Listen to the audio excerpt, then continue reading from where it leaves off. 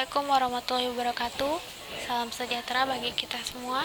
Yang saya hormati Bapak Eva Hermawan, SIKOM MM, selaku dosen mata kuliah Public Speaking, dan juga teman-teman mahasiswa di seluruh Indonesia. Pertama-tama kita panjatkan puji dan syukur kepada Tuhan Yang Maha Esa atas rahmat dan berkat-Nya. Perkenalkan, nama saya Devinka Ramadan Putri, mahasiswa Universitas Bina Sarana Informatika jurusan Ilmu Komunikasi. Pada kesempatan ini saya akan menyampaikan pidato mengenai pengeluaran kuota yang besar banyak dikeluhkan oleh mahasiswa. Apakah hal tersebut menghambat proses pembelajaran?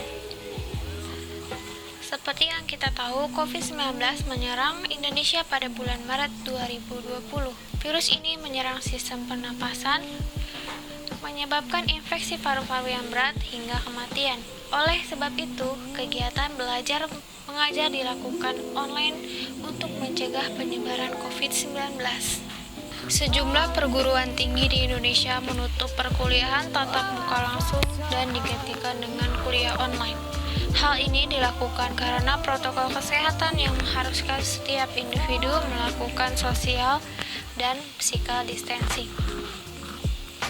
Di dalam metode pembelajaran tatap muka langsung, dosen punya peran penting dalam pemberian materi dan penugasan.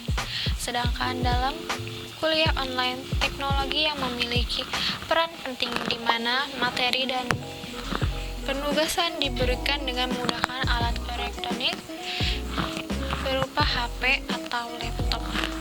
Dalam penerapan kuliah online, mahasiswa setidaknya harus memiliki fasilitas seperti HP atau laptop, jaringan internet yang cepat, dan juga aplikasi pembelajaran. Dan tidak semua mahasiswa memiliki 3 hal tersebut. Apakah kebutuhan kuota yang besar menghambat proses belajar mahasiswa di saat pandemi COVID-19? Internet adalah media pendukung pendidikan yang digunakan untuk menambah ilmu, pengetahuan, dan pembelajaran. Segala informasi mudah diakses dan tidak membutuhkan waktu yang lama. Karena itu, banyak mahasiswa yang mengeluh uang saku mereka hanya cukup untuk membeli paket data. Saat kuliah online berlangsung dan jaringan internet yang digunakannya lemah, maka perkuliahan tidak berjalan dengan efektif. Hal tersebut dapat menimbulkan kekesalan bagi mahasiswa yang koneksi internetnya lambat, materi tidak akan tersampaikan dengan baik. Bahkan, saat mengirim tugas melalui email, Google Classroom, ataupun Zoom, jika koneksi internetnya lemah, maka pengumpulan tugas akan terhambat. Metode daring sendiri telah dikenalkan oleh pemerintah semenjak perkembangan teknologi informasi dan komunikasi di era revolusi industri 4.0 pada bidang pendidikan dan pengenalan kepada pembelajaran digital dengan IoT, Internet of Things.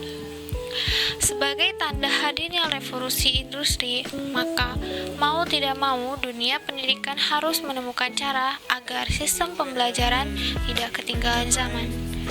Di mana sebelumnya pertemuan tatap muka menjadi suatu kewajiban, maka saat ini pembelajaran secara daring menjadi solusi untuk menerapkan IoT pada dunia pendidikan. Ada 3 cara untuk menghemat data internet. Yang pertama, ketika sedang melakukan video conference bersama dosen, kita dapat mematikan atau memute video dan mikrofon jika tidak diminta untuk bicara. Kedua hal itu bisa menghemat penggunaan data. Yang kedua, streaming YouTube.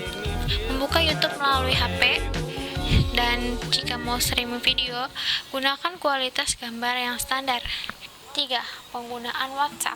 Saat menggunakan WhatsApp atau aplikasi chatting lainnya, sebaiknya matikan audio download media yang kita download yang penting-penting saja sehingga tidak membuang paket data. Meski kuota, jaringan, dan fasilitas menjadi persoalan dan kelemahan yang dihadapi dalam kuliah online, kita juga perlu lihat sisi positif atau kelebihannya adanya kuliah online. Kuliah online, mahasiswa lebih dimudahkan karena pelaksanaan kuliah dapat dilakukan kapan dan di mana saja. bahkan di rumah sekalipun, selama kita memiliki akses jaringan internet. Kita tidak perlu datang ke kampus dan mengeluarkan ongkos untuk transportasi. Dengan duduk diam di rumah, kita sudah bisa melakukan kegiatan belajar. Pemahaman akan teknologi mahasiswa juga semakin bertambah karena mereka paham dalam menggunakan aplikasi Google Classroom, Skype, dan Zoom. Materi yang diberikan oleh dosen dapat diakses oleh mahasiswa berulang kali tanpa adanya batasan waktu. Dengan kuliah online, mahasiswa akan dituntut untuk mandiri. Jadi, bisa disimpulkan, meskipun saat ini wabah dari virus COVID-19 sedang menjangkit dunia, segala bentuk pembelajaran masih bisa diadakan secara online dengan menggunakan aplikasi seperti video call dengan teman atau kelompok walaupun tidak tatap muka secara langsung. Hal seperti itulah yang ditawarkan dengan kemudahan teknologi yang diberikan dari kuliah online. Alasan boros kuota tidak bisa lagi menjadi penghalang atau menghambat dalam menuntut ilmu. Meskipun sistem pendidikan sudah dimudahkan dengan hadirnya kecanggihan teknologi, tetapi ingat, kuliah online ataupun offline hanyalah saluran penyampaian pesan. Inti pengetahuan ilmu adalah baca, baca, dan baca. Demikian pidato yang saya sampaikan hari ini. Mohon maaf bila ada salah kata atau tutur kata yang kurang jelas. Terima kasih. Assalamualaikum warahmatullahi wabarakatuh.